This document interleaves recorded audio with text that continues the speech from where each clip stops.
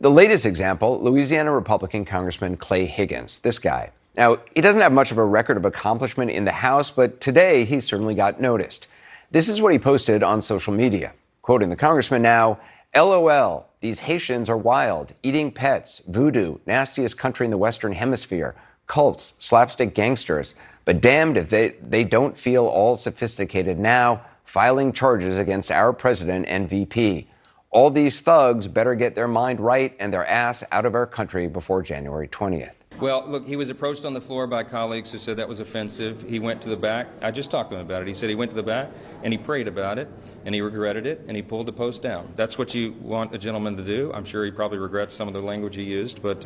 Congressman Higgins has told CNN that he stood by his comments, adding, quote, "It's all true. I can put up another controversial post tomorrow if you want me to. I mean, we do have freedom of speech. I'll say what I want." He also said, quote, "It's not a big deal to me. It's like something stuck to the bottom of my boot. Just scrape it off and move on with my life."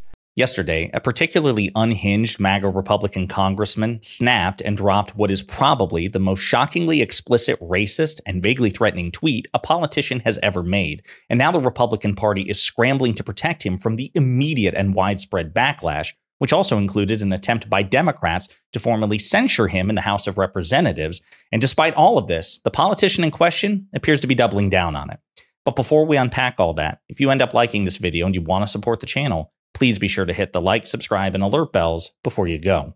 All right, friends, we have a lot to talk about, several clips to look at. This is stunning, shocking stuff. And given the proximity to the upcoming election, this should, in a just world, and it can be if we make it, carry immediate, vicious political consequences and electoral consequences for the Republican Party, who quite frankly deserve it. Here's the context. The villain of the story is a guy named Clay Higgins, a Republican congressman who represents a district in New Orleans. He's been featured in our videos before. He is particularly unhinged, not particularly bright, and he is a diehard Trump supporter.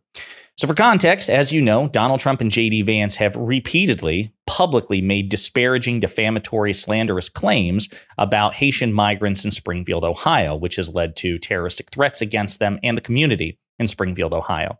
As a consequence of this, a group of Haitians in Springfield, Ohio, filed citizen criminal charges against Donald Trump and J.D. Vance. So Donald Trump and J.D. Vance now face criminal charges for their words. The Associated Press commented on this, and Clay Higgins, a MAGA Republican congressman, not some sort of MAGA Republican voter, not some sort of MAGA Republican influencer, a sitting member of Congress who wields state power on behalf of his citizens, went on his official state Twitter account and said this, LOL, these Haitians are wild, eating pets, voodoo, nastiest country in the Western Hemisphere, cults, slapstick gangsters, but damned if they don't feel all sophisticated now, filing charges against our president and vice president. All these thugs better get their mind right and their ass out of our country before January 20th. Okay, there's a lot there. Obviously, explicitly, shockingly racist, but also very threatening as well.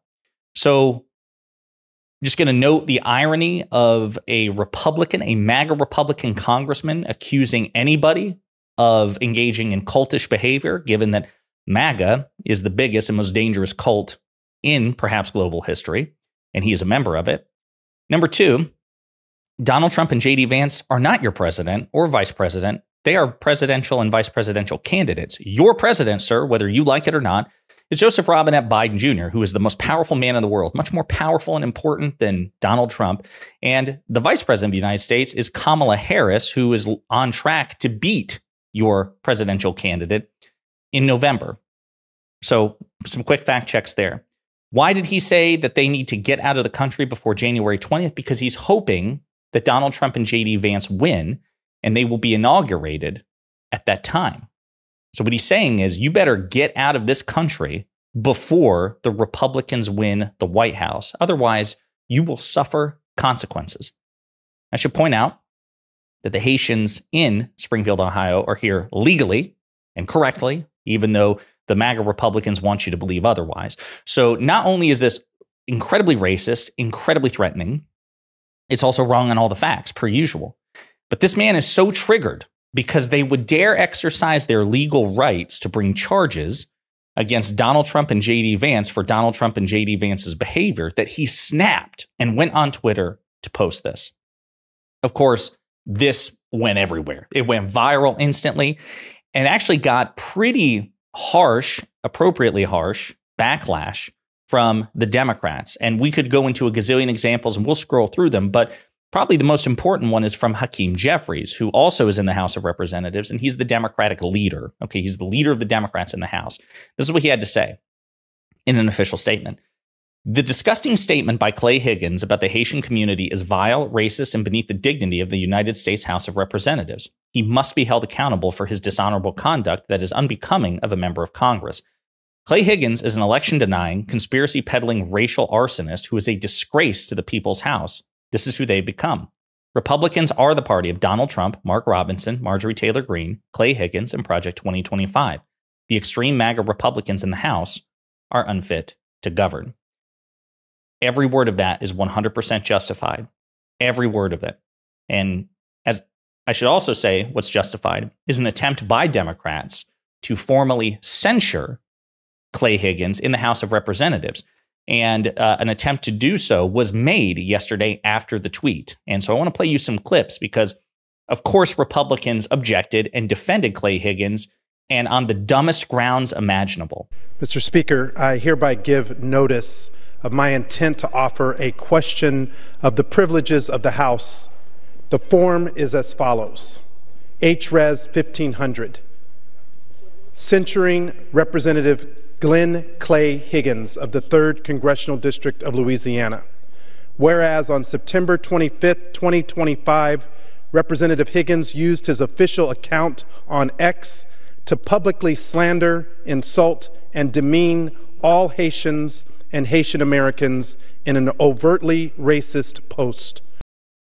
I should note that he got the date wrong there. That should have been 2024. But again, this was an attempt to formally censure, which is the harshest reprimand short of expulsion that the House of Representatives has at its disposal for a member of the body. Of course, it didn't pass because the Republican majority wouldn't let it pass. And one of the leaders of the Republican Party in the House, I think is the majority whip, Steve Scalise, objected. And this was his reason for objecting. Objection is heard. For what purpose does the gentleman from Louisiana seek recognition? Well, first of all, the tweet has been deleted already and removed, but I object to the motion. And if we want to go through every comment and tweet from the other side, we'll be happy to do it. Gentleman has not been recognized. So Steve Scalise says, well, hey, no harm, no foul. The tweet was deleted. And indeed, the tweet was deleted after the backlash had been pretty widespread. Clay Higgins said he prayed about it. Well, we'll get into that, actually, because Speaker of the House, Mike Johnson, who's apparently a dear friend of Clay Higgins, he addresses this. But Scalise's objection is, well, hey, no harm, no foul. This incredibly racist, threatening tweet from a sitting member of the House of Representatives, a sitting Republican, no harm, no foul. He deleted it.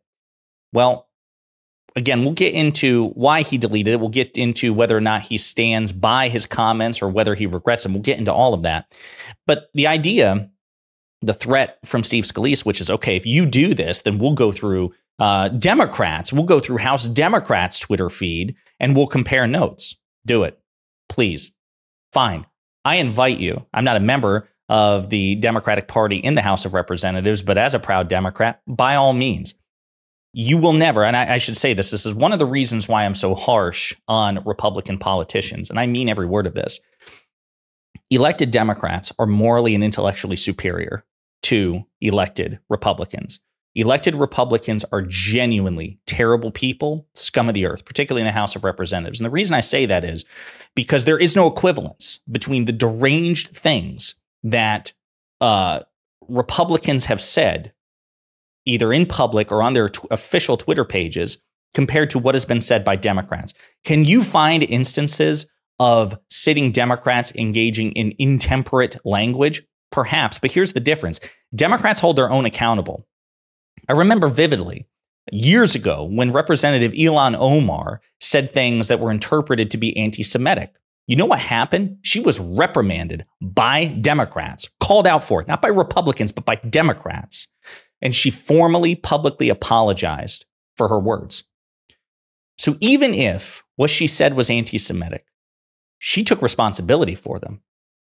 She was called out by her own party, her own caucus. She was held accountable, even if you interpret her words that way. And there was some dispute about whether or not her words were anti-Semitic.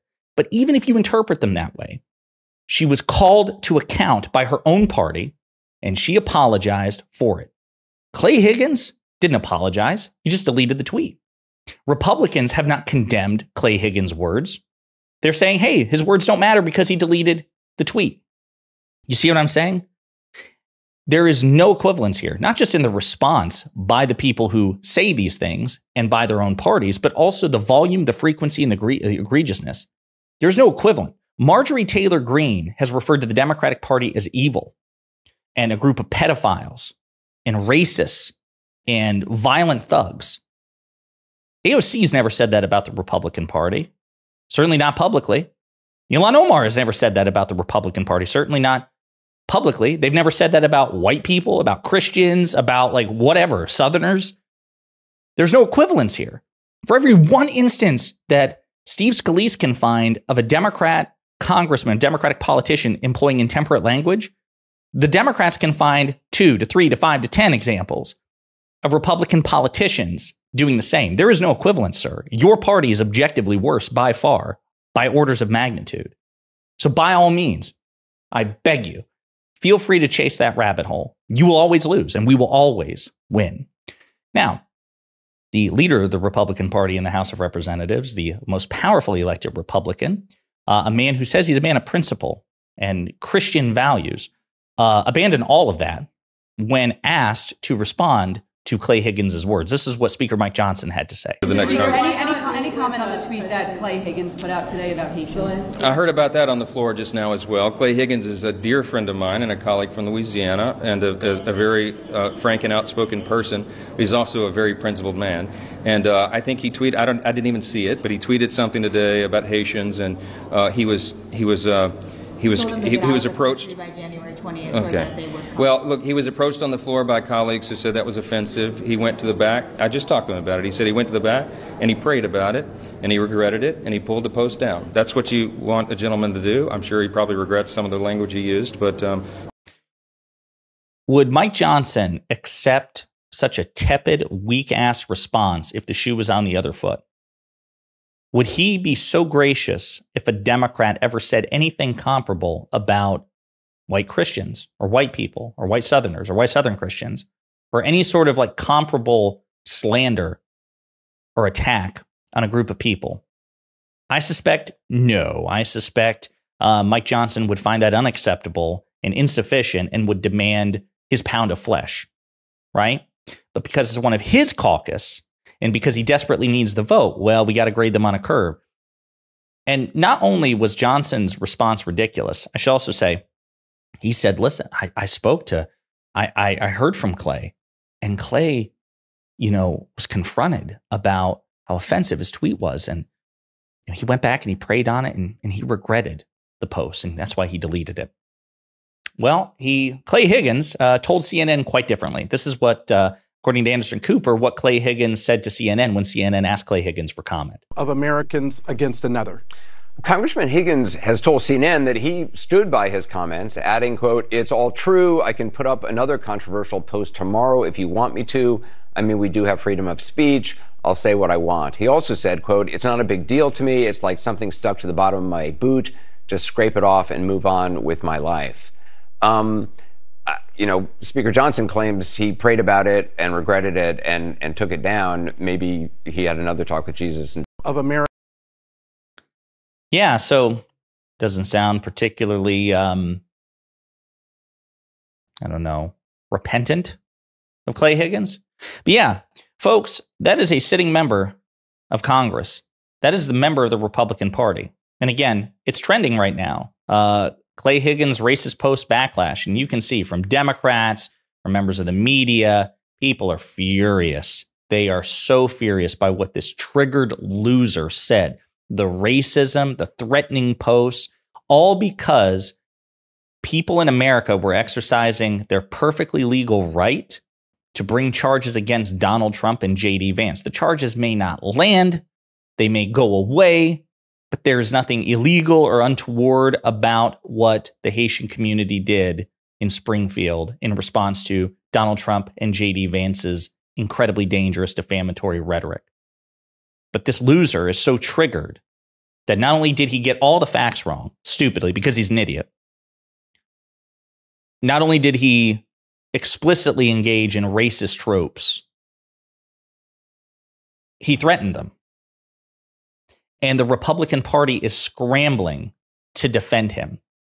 This is who the Republican Party, in terms of its elected class, the politicians, this is who they are.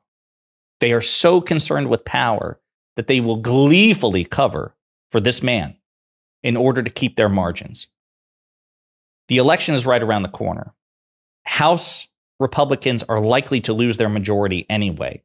But folks, this isn't just House Republicans. This is Senate Republicans. This is elected Republicans. This is a snapshot of who they are. And the reason we know that, because if it wasn't, then the elected Republicans would crush this loser. They would condemn him in no uncertain terms. They would also join for his censorship as well. They would condemn him in the most explicit terms, but instead they're covering for him, which means they tacitly approve the things he said.